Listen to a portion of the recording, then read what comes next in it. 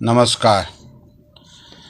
आज शुगर परिवारातील सर्व सदस्यांसमोर मनोगत व्यक्त करण्याची संधी मिळाली त्याबद्दल सर्वांना धन्यवाद. मी सुभाष उर्फ BR पोखरकर. मी अगस्ती सहकारी साखर कारखान्यातून जनरल मॅनेजर आणि प्रभारी कार्यकारी संचालक म्हणून सेवानिवृत्त आलो. त्याबरोबर अनेक कारखान्यामध्ये ऊस विकास अधिकारी, शेतकी अधिकारी म्हणून देखील काम केलं. मला आज जे बोलायचं आहे ते आपली परिस्थिती आत्ता साखर उद्योगाची खूप अवघड आहे. महाराष्ट्रातल्या बऱ्याचशा साखर कारखान्यांची परिस्थिती अतिशय अडचणीची झाली आहे. याला केंद्र शासन आणि राज्यकर्ते हे दोघंही जबाबदार जरी असले तरी यातून काहीतरी मार्ग काढणे अत्यावश्यक आहे. आज अनेक कारखान्यामध्ये कामगारांचे पगार नाही, काही ठिकाणी ग्रॅज्युइटी नाही, प्रॉव्हिडंट फंड भरला नाही. या सगळ्या अडीअडचणीला त्यांना सामोरं जावं लागतं आहे. आम्ही राष्ट्रीय संघर्ष समिती राष्ट्रीय अध्यक्ष कमांडर अशोकराव राऊत यांच्या नेतृत्वाखाली सर्व पेन्शनर्ससाठी काम करतो आणि म्हणून आपल्या महाराष्ट्रातला कर्नाटक, गोवा या 3 राज्यातल्या साखर कामगारांसाठी आपण एक स्वतंत्र परिषद, एक महामेळावा बेळगाव येथे 23 मार्चला आयोजित केलेला आहे. आणि माझी सर्वांना विनंती आहे की आपण सर्वांनी या मेळाव्याला उपस्थित राहावं. बेळगाव इथं रामनाथ मंगल कार्यालय, पहिला चौक, भाग्यनगर इथं हा मेळावा होणार आहे. आपण सर्वांनी अवश्य यावं ही आग्रहाची विनंती. भारतीय मजदूर संघ के आह्वान पर पूरे भारतवर्ष में सारे कलेक्टर कार्यालयों पर जिला शाखाओं के माध्यम से विभिन्न कर्मचारियों की, विभिन्न मजदूर क्षेत्र की, विभिन्न श्रेणियों के अलग अलग जो हमारी यूनियन है उनके माध्यम से ज्ञापन दिया जा रहा है.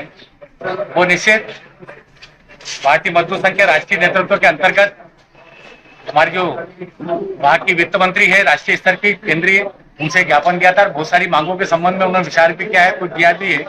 लेकिन फिर भी जो न्यूनतम पेंशन है 5,000, जब नियमित कर्मचारी को 50,000 से लगा के 1-1 लाख रुपए दी जा रही है, तो जो हमारे छोटे कर्मचारी है सभी को कहीं न कहीं सेवानिवृत्ति पर कुछ न कुछ न्यूनतम पेंशन 5,000 रुपए दी जावे, उसको लेकर भारतीय मजदूर संघ के द्वारा लगातार वहां पर धरना प्रदर्शन भी किया गया. और आज पूरे हिंदुस्तान में धरना प्रदर्शन में आप सब यहाँ पर आए और हमारी जो मांगे हैं, वाजिब मांगे, प्रदेश सरकार भी हमारी मांगे माने, वो केंद्र सरकार द्वारा भी हमारी मांगों का शीघ्र निराकरण किया जावे, ऐसी आशा है. बहुत बहुत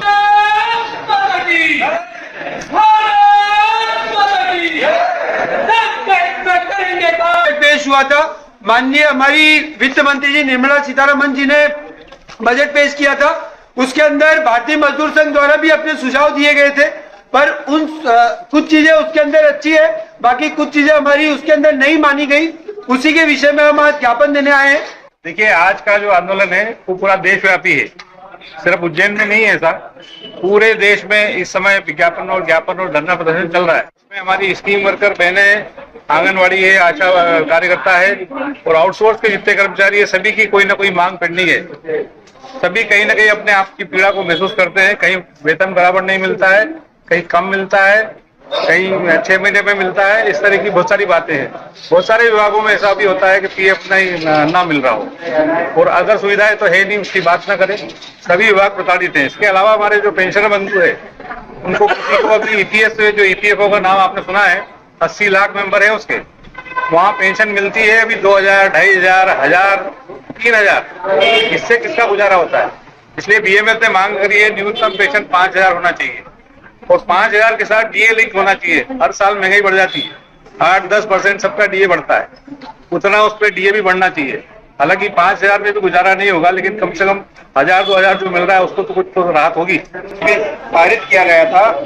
उस प्रस्ताव पारित के क्रियान्वयन के लिए आज हम लोग भारत के यशस्वी एवं माननीय प्रधानमंत्री को ये ज्ञापन प्रस्तुत करेंगे. इस ज्ञापन में हमारी जो मांगे हैं वो 5 मांगे हैं. एक तो EPS 95% की न्यूनतम पेंशन रुपए 5,000 तत्काल की जाए, वह अंतिम तौर पर वेतन का 50% प्लस महंगाई राहत पेंशन का भुगतान किया जाए. हमारी मांग में पहला पॉइंट ये किया है. दूसरा, EPF की वेतन की सीमा 15,000 से बढ़ाकर 30,000 रुपए और ESIC की वेतन की सीमा 31,000 रुपए से बढ़ाकर 42,000 रुपए की जाए। तीसरी हमारी जो मांग है, सार्वजनिक संपत्ति पर बिक्री पर तत्काल रोक लगाई जाए। चौथी है, बीमा वित्तीय क्षेत्र में 100% विदेशी निवेशकों पर रोक लगाई जाए।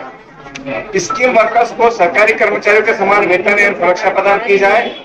असंगठित क्षेत्र हेतु पर्याप्त धनराशि उपलब्ध कराई जाए। अतः भारतीय मजदूर संघ की कार्य समिति अपने सभी कार्यकर्ताओं का आह्वान करती है, उपरोक्त के संबंध में 1 से 10 मार्च तक व्यापक जन जागरण किया जाएगा।